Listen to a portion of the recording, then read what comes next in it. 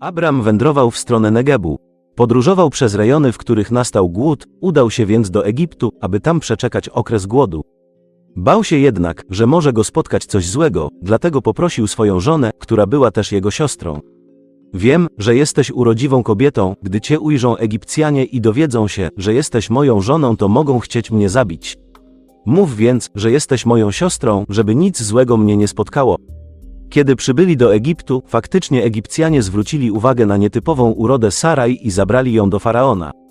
Nie zrobili krzywdy Abramowi, a ponieważ wiedzieli tylko, że jest bratem Saraj, więc zgodnie z miejscowym zwyczajem dali mu za siostrę zwierzęta i niewolników. Pan jednak dotknął Faraona i jego otoczenie wielkimi karami za zabranie Saraj, żony Abrama. Faraon nie bał się ludzi, ale bał się Boga, więc wezwał Abrama i rzekł: dlaczego mi to zrobiłeś? Czemu mi nie powiedziałeś, że ona jest twoją żoną? Dlaczego mówiłeś, że to twoja siostra, tak że wziąłem ją sobie za żonę? A teraz zabierz swoją żonę i idź. Dał też Faraon rozkaz dworzanom, żeby Abrama i jego żonę i cały jego dobytek odprowadzili do granicy. Abram wywędrował więc z Egiptu z żoną i całym dobytkiem swoim oraz z Lotem do Negebu.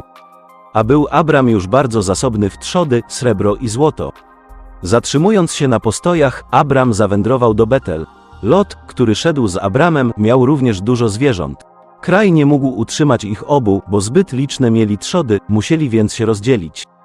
A gdy wynikła sprzeczka pomiędzy pasterzami trzód Abrama i pasterzami trzód Lota, rzekł Abram do Lota: niechaj nie będzie sporu między nami, między pasterzami moimi a pasterzami twoimi, bo przecież jesteśmy krewni.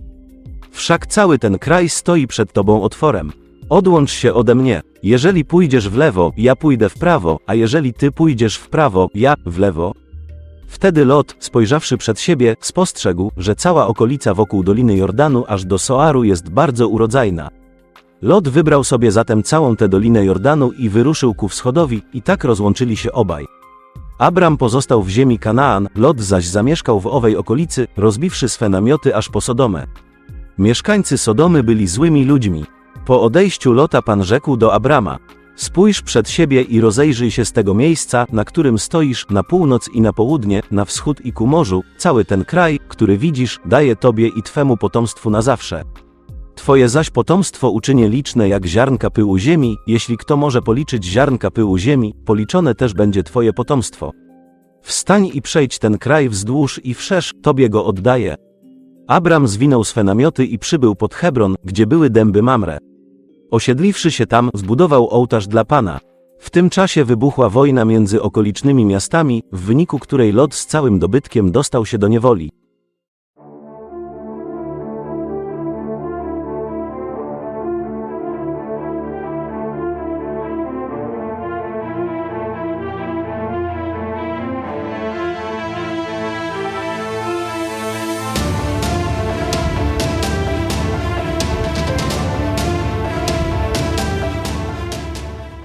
Kiedy Abram dowiedział się o tym, wybrał 318 najbardziej doświadczonych mężczyzn spośród służby i rozpoczął pościg aż do Dan.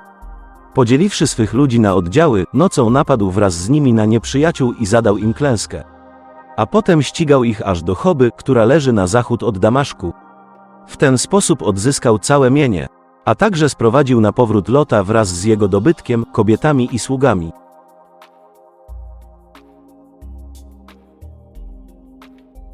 Gdy Abram wracał, wyszedł mu na spotkanie król Sodomy. Melchizedek zaś, król Szalemu, wyniósł chleb i wino, a ponieważ był on kapłanem Boga Najwyższego, błogosławił Abrama, mówiąc: niech będzie błogosławiony Abram przez Boga Najwyższego, Stwórcę nieba i ziemi. Niech będzie błogosławiony Bóg Najwyższy, który w Twe ręce wydał Twoich wrogów. Abram dał mu 10. część ze wszystkiego. Król Sodomy rzekł do Abrama: oddaj mi tylko ludzi, a mienie weź sobie. Ale Abram odpowiedział królowi Sodomy: przysięgam na Pana, Boga Najwyższego, Stwórcę nieba i ziemi, że ani nitki, ani rzemyka od sandała, ani niczego nie wezmę z tego, co do Ciebie należy, żebyś potem nie mówił: to ja wzbogaciłem Abrama, nie żądam niczego poza tym, co poszło na wyżywienie moich ludzi i oprócz części zdobytego mienia dla tych, którzy mi towarzyszyli, dla Anera, Eszkola i Mamrego, ci niechaj otrzymają część, która im przypada. Po tych wydarzeniach Pan tak powiedział do Abrama podczas widzenia: nie obawiaj się, Abramie, bo ja jestem Twoim obrońcą, nagroda Twoja będzie wielka. Abram rzekł: o Panie, mój Boże, na cóż mi ona, skoro zbliżam się do kresu mego życia, nie mając potomka, przyszłym zaś spadkobiercą mojej majętności jest Damasceńczyk Eliezer. I mówił: ponieważ nie dałeś mi potomka, ten właśnie zrodzony u mnie sługa mój, zostanie moim spadkobiercą. Ale oto usłyszał słowa: nie on będzie twoim spadkobiercą, lecz ten po tobie dziedziczyć będzie, który od ciebie będzie pochodził. I poleciwszy Abramowi wyjść z namiotu, rzekł: spójrz na niebo i policz gwiazdy, jeśli zdołasz to uczynić. Potem dodał: tak liczne będzie twoje potomstwo. Abram uwierzył i Pan poczytał mu to za zasługę.